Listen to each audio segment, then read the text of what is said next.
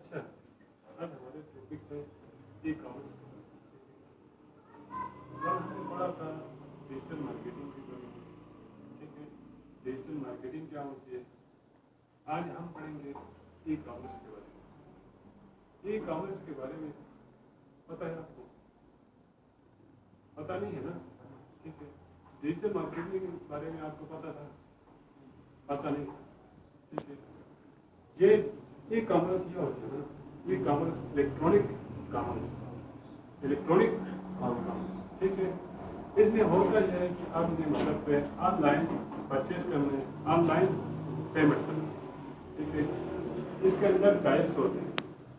E commerce کے اندر types ہیں.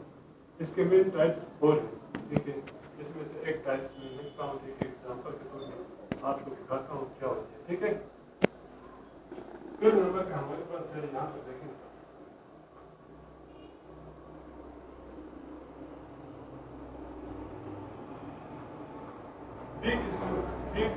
B2C. اس کا کیا B2C مطلب business to consumer. Business to consumer. For example آپ لائن میں دیکھیں کہ مطلب آپ جاتے ہیں کوئی شاپ کے اندر, آپ کیا ہے کنزیومر ہے نا, جو بیچنے والا ہے وہ کیا ہے بزنس. ابھی اسی کو ہم آن لائن پہ لے جائیں تو وہاں پر ایگزامپل دیتا ہوں. ٹھیک ہے, آپ کو